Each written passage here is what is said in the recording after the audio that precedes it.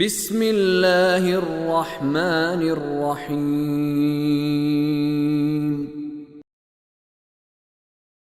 وَمِنْهُمْ مَنْ يَسْتَمِعُ إِلَيْكَ وَجَعَلْنَا عَلَى قُلُوبِهِمْ أَكِنَّةً أَنْ يَفْقَهُوهُ وَفِي آذَانِهِمْ وَقْرًا وَإِنْ يَرَوْا كُلَّ آيَةٍ لَا يُؤْمِنُوا بِهَا حَتَّى إِذَا جَاءُوكَ يُجَادِلُونَكَ يَقُولُ الَّذِينَ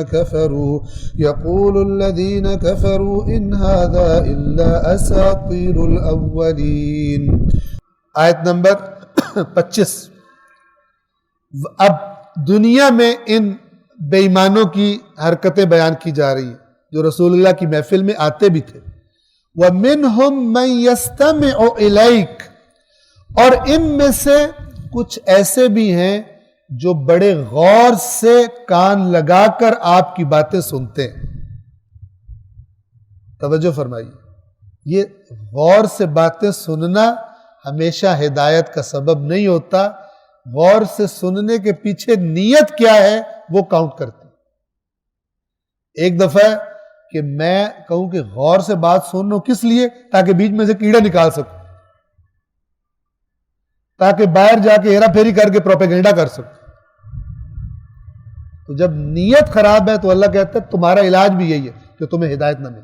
یہ قانون ہے خدا کا، اور اسی قانون کی طرف ہدایت میں اشارہ ہے کہ جب یہ ایسا کرتے ہیں تو پھر اللہ بھی ان کے دلوں پہ مہر لگا دے۔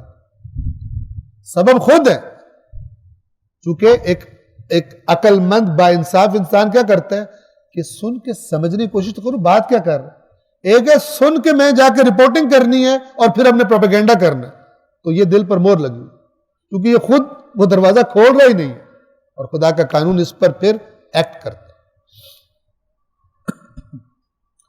کچھ لوگ جاتے ہیں جی فلانا مولوی صاحب آ رہا ہے، اس کی باتیں غور سے سننی ہے۔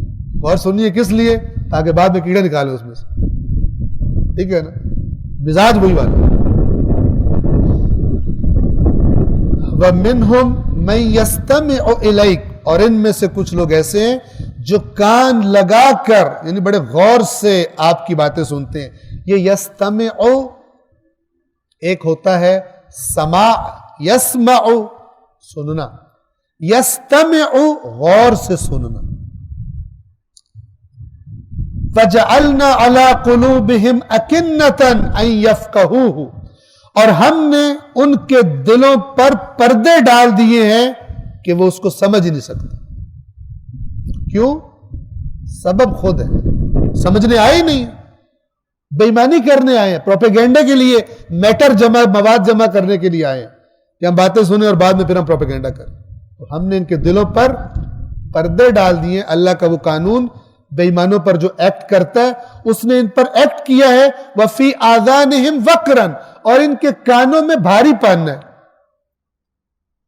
ویسے بالکل ٹھیک ہے کان، بھاری پن کیا ہے؟ جیسے بہرا بندہ سنتا ہی نہیں ہے، اور جب سنتا نہیں اس کو سمجھ بھی نہیں آتی، تو یہ بھی بہرے ہیں، ہم نے ان کو بہرا کر دیا۔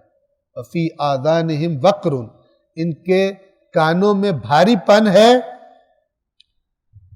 اب اگلے حصے سے مزید بات واضح ہوتی ہے کہ اللہ تعالیٰ کیا کہنا چاہ رہا ہے۔ اس مزاج کے ساتھ جو انہوں نے اپنایا ہوا ہے، وَإِنْ يَرَوْا كُلَّ آيَةٍ لَا يُؤْمِنُوا بِهَا، اگر ہر طرح کا معجزہ ان کو دکھا دیا جائے یہ پھر بھی ایمان نہیں لائیں گے۔ اب ان کا مزاج اور کھول کے بیان، کیوں؟ ان کی نیت ہی نہیں ہے، ان کی نیت ہی مخالفت کی اور اس کے ساتھ اس پیغام کے ساتھ ضد بازی کی ہے۔ اب اللہ گواہی دے رہا ہے اس مزاج، خدا اس مزاج سے اپنی پناہ میں رکھے کہ انسان حق کے ساتھ ضد میں آ جائے۔ کہ جب انسان یہ کرتا ہے پھر خدا کہہ رہا ہے اس کو ہر قسم کا معجزہ دکھا دوں تب بھی اس نے ایمان نہیں لانا۔ حَتَّى إِذَا جَاءُوكَ، یعنی ہر قسم کے معجزات دیکھ لے، یہاں تک کہ سب کچھ دیکھ لے، پھر بھی یہ تیرے پاس آئیں گے، کیا کہیں گے؟ یجادلونک، آپ سے جھگڑا کر رہے ہوں گے۔ سارے معجزات اگر ان کو دکھا بھی دیں، سب کچھ دیکھ کر پھر بھی یہ آپ کے پاس آئیں گے، یجادلونک، مجادلہ کرنے، جھگڑ رہے ہوں گے۔ یقول الذین کفروا، اور جن لوگوں نے کفر اختیار کیا وہ یہی کہہ رہے ہوں گے ان ھذا الا اساطیر الاولین، یہ تو اور کچھ نہیں ہے، پرانے لوگوں کے قصے ہیں۔ اور کبھی اللہ تعالیٰ فرماتا ہے کہ ان ھذا الا سحر مبین، جیسے کہا تھا اگر ہم کاغذ پر لکھی ہوئی کتاب بھی ان کے نازل کر دیتے اور یہ اپنے ہاتھوں سے اس کو چھو لیتے، تب بھی کافر کہتے کہ یہ تو جادو ہے۔ یعنی اگر معجزہ دکھایا جائے تو پھر اور طرف جائیں، کیونکہ انہوں نے نہ ماننے کی ٹھان لی ہے۔ ہٹ دھرمی یہ کرتی ہے انسان کے ساتھ۔